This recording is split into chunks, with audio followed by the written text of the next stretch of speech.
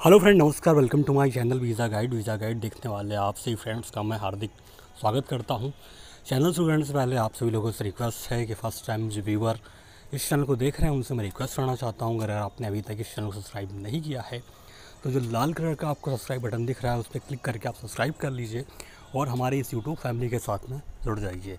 Friends, इस channel पर मैं जॉब, इमिग्रेशन, वीज़ा के बारे में लेटेस्ट वीडियो बना के डालता रहता हूँ जो काफ़ी हेल्पफुल होता है। तो इस चैनल को सब्सक्राइब कर लीजिए, साथ में जो बेल का बटन है उस पर क्लिक करके आप बेल दबा दीजिए। नोटिफिकेशन के ज़रिए जो मेरी वीडियो है वो आप तक सीधे पहुँचेगा और एक भी वीडियो आपसे मिस नहीं होगा। तो फ्रेंड्स, आज मैं आपसे बात करने वाला हूँ काफ़ी इम्पोर्टेंट टॉपिक पे। आज मैं आपसे बात करूँगा कि आखिर कौन सी कंट्री है जो सेफ़ है। जैसा कि सबको मालूम है कि इस टाइम कोरोना वायरस चल रहा है और दुनिया के काफ़ी सारे देश उसकी गिरफ्त में हैं। तो आज मैं आपको बताऊंगा कि ऐसी कौन सी कंट्री है जो बहुत ही कम लोग जानते होंगे। आज मैं आप लोग को बताऊंगा कि उस कंट्री में शायद, मैं एकदम कंफर्म नहीं कह सकता कि वहाँ पे कोरोना वायरस नहीं जा सकता है, लेकिन 100% चांस है कि वहाँ पे नहीं जाएगा। एक तरफ तो इस टाइम अगर आप किसी भी कंट्री में आप ट्रैवल करते हो तो आपको हर कोई शक की नज़र से देखता है। अगर आप वहाँ जाते हो तो आपको शक की नज़र से देखा जाएगा, वहाँ से आप वापस आते हो तो आपको शक की नज़र से देखा जाएगा। बड़ी बड़ी कंट्रीज़ जो हैं वो धराशायी हो गया है, चाहे वो ऑस्ट्रेलिया हो, चाहे वो यूएस हो, चाहे वो फ्रांस हो, चाहे कनाडा हो। या आप मैप देखो किस तरीके से अपना जो हिंदुस्तान है, बगल में जो पाकिस्तान है, ईरान है और साउथ अमेरिका है और रसिया है, चाइना है, सिंगापुर, जापान, इन सब की हालत बहुत ख़राब हो गई है। 2,76,665 लोग हैं जिनको कोरोना वायरस के जो केस मिले हैं, पॉजिटिव केस मिले हैं, इनके ऊपर हैं। तो ये जो आंकड़ा है, ये आंकड़ा दोपहर का था, क्योंकि मैं इस टाइम थोड़ा सा बाहर हूँ। तो ये आंकड़ा जो डेथ हुई है वो 11,419 अभी तक का हो चुका है। अब जो आगे जो बढ़ा होगा वो मुझे क्लियरली पता नहीं है। काफ़ी सारे लोग ठीक भी हो गए हैं, 91,954 लोग ठीक हो गए। तो अगर आप बीमार होते हैं तो आप डॉक्टर के पास जाइए और वहाँ पे जाके इलाज कराइए अपना। और जो कंट्री की मैं बात करूँ तो दुनिया में 185 देश ऐसे हैं जहाँ पे ये वायरस फैल चुका है। कहने का मतलब ये है कि 185 देश सुरक्षित नहीं है घूमने के लिए। लेकिन मैं आज आपसे बात करूंगा दुनिया के एक ऐसे देश के बारे में जिसका नाम है नायरू। हम जितने भी सब्सक्राइबर हैं उनमें से शायद ही कुछ ऐसे सब्सक्राइबर होंगे जिन्होंने इस कंट्री के बारे में सुना होगा, क्योंकि ये कंट्री जो है ये ऐसे जगह पे है।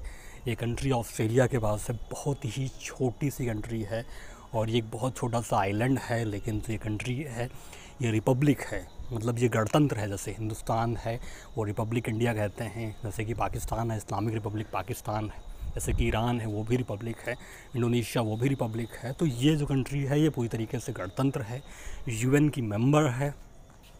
ये कंट्री बहुत ही छोटा है और ये ऑस्ट्रेलिया के पास छोटा सा देश है। और जो इसका जो क्षेत्रफल इसका है 26 किलोमीटर में ये पूरी कंट्री है। 4x5 अगर आप यहाँ ड्राइविंग करते हो तो 4 किलोमीटर आप सीधे जाओगे, 5 किलोमीटर आप बाएं मतलब बैक में जाओगे। तो काफ़ी छोटा सा ये आइलैंड है, काफ़ी छोटी सी कंट्री है। और मैं यहाँ पर मैं बात करता हूँ टूरिज़म का, तो टूरिज़म यहाँ पे ना के बराबर है। यहाँ पे जो टूरिस्ट जो जाते हैं बहुत ही मुश्किल से यहाँ पे टूरिस्ट जाते हैं, क्योंकि यहाँ का जो वीज़ा है वो काफ़ी मुश्किल है। और इंडियंस के लिए थोड़ी सी फैसिलिटी है, इंडियंस वहाँ पे जा सकते हैं क्योंकि जो वीज़ा है वो थोड़ा इंडियंस के लिए सिंपल है। बाकी जो कंट्री है बांग्लादेश या फिर नेपाल, वहाँ पे काफ़ी कम लोग वहाँ से मतलब बहुत मुश्किल से जाएंगे कि एयरलाइंस का दिक्कत पड़ेगा। उसके बाद फिर जो इनकी एयरलाइन है वो हर जगह उपलब्ध नहीं है। जैसे कि आप इंडिया से अगर जा रहे हो तो आपको इंडिया से कोई डायरेक्ट फ़्लाइट नहीं पड़ेगा। देश काफ़ी छोटा है और काफ़ी यहाँ पे कोई टूरिस्ट अट्रैक्शन नहीं है जिसके लिए लोग जाएँ। तो लेकिन कंट्री जो है वो काफ़ी अच्छी कंट्री है और काफ़ी अच्छे लोग यहाँ के काफ़ी अच्छे हैं और इकनॉमी भी ठीक ठाक है, सैलरी जो है वो भी काफ़ी ठीक ठाक है। तो एक हिसाब से देखा जाए तो कंट्री काफ़ी अच्छा है। अब मैं बात करता हूँ इस कंट्री में आप कहाँ से जा सकते हो और वीज़ा आपको कैसे मिलेगा। तो जो वीज़ा है वो थोड़ा सा मुश्किल है यहाँ पे लेने के लिए, क्योंकि नायरू की एम्बेसी आपको हर कंट्री में नहीं मिलेगा। और अगर आपको नायरू जाना है, छोटा सा देश है और यहाँ पे एटीएम 4 से 5 एटीएम होंगे और काफ़ी एक्सपेंसिव है। यहाँ की जो पॉपुलेशन है वो 11,000 के आसपास है। 11,000 लोग इस कंट्री में रहते हैं और बहुत ही कम पॉपुलेशन यहाँ पे है। तो अगर आप इस कंट्री में जाते हो तो यहाँ पे 2 से 3 होटल हैं, ज़्यादा होटल भी नहीं है। आप एयरबीएनबी यहाँ पे यूज़ कर सकते हैं और एयरबीएनबी में आप रह सकते हैं। जो नेचर है प्रकृति का यहाँ पे बहुत ज़्यादा है और आप यहाँ पे बहुत अच्छा व्यू पा सकते हैं और काफ़ी यहाँ पे आपको क्रिस्टल क्लियर आपको यहाँ पे वाटर मिलेगा देखने के लिए। तो एक लिहाज से देखा जाए तो ये घूमने की बहुत अच्छी जगह है, लेकिन यहाँ तक पहुँचना, यहाँ तक जाना काफ़ी मुश्किल भरा है। तो मैं बात करता हूँ वीज़ा की, आप कैसे इस कंट्री का वीज़ा ले सकते हो। एक चीज़ मैं और मेंशन करना चाहता हूँ कि कोरोना वायरस यहाँ पे नहीं है, उसका जो मेन रीज़न है फ़िलहाल के लिए कि यहाँ पे टूरिस्ट बहुत कम जाते हैं। साल भर में 200 या 300 के आसपास यहाँ पे टूरिस्ट विज़िट करते हैं, क्योंकि बराबर एयरलाइन है नहीं। बात जब वीज़ा की होती है तो यहाँ का वीज़ा मिलना काफ़ी मुश्किल है। आपको सबसे पहले एक ईमेल करना पड़ेगा, जो कि नेहरू की जो ऑफिशियल वेबसाइट है वहाँ पे, वो वेबसाइट मैं आपको डिस्क्रिप्शन में डाल दूँगा अगर कुछ जाने का कहेगा तो, ठीक है। तो वैसे वहाँ पे जाना काफ़ी मुश्किल है, टिकट बहुत महंगा है, लेकिन मैं आपको बताता हूँ प्रोसेस क्या है। तो एक आपको ईमेल करना पड़ेगा।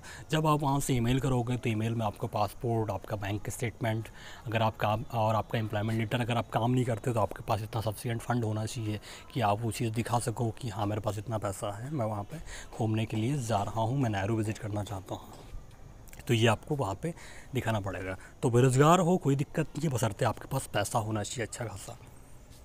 और अगर आपके पास रोज़गार है, अगर आप सरकारी जॉब करते हो या फिर आपका एम्प्लॉयमेंट है अच्छा खासा, सैलरी आपकी अच्छा खासा है, बैंक स्टेटमेंट आपका अच्छा खासा है, तो फिर कोई दिक्कत की बात नहीं है। तो अपने सारे डॉक्यूमेंट्स जो हैं, अपना बैंक स्टेटमेंट और अपना ITR और अपना क्या नाम प्रॉपर्टी पेपर और राउंड ट्रिप टिकट, डमी भी ले सकते हैं, होल्ड भी ले सकते हैं, तो इसको लेके आपको भेजना पड़ेगा नेहरू की वेबसाइट पे। वहाँ पे आप ईमेल करोगे, ईमेल करने के बाद आपको एक मेल और आएगा, कन्फर्मेशन मेल आएगा कि हाँ आप वीज़ा के लिए योग्य हैं, आप वीज़ा ले सकते हो।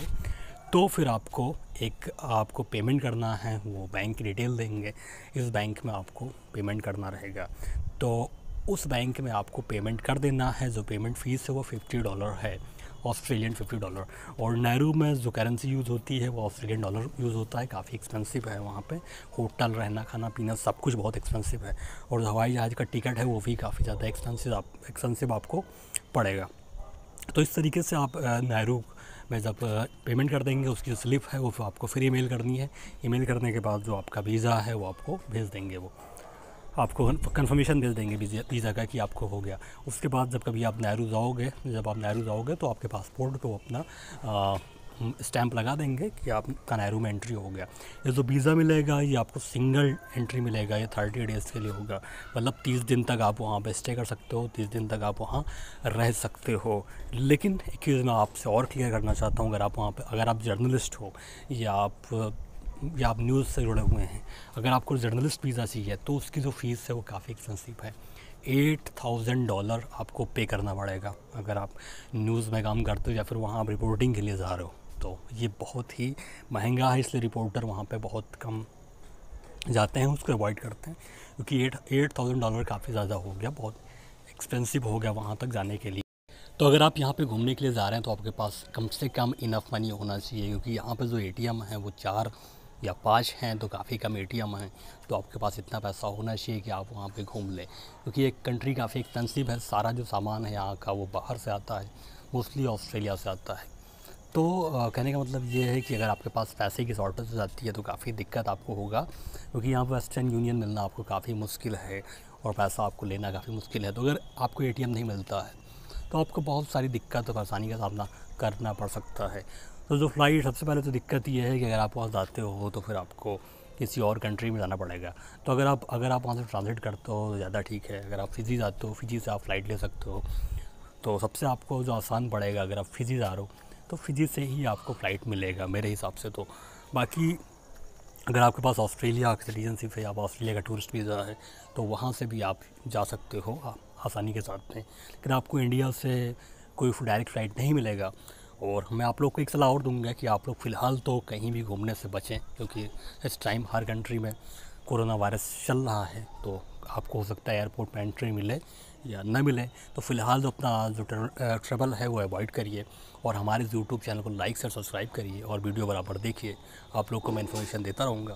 तब तक के लिए bye, thank you so much, धन्यवाद अपना टाइम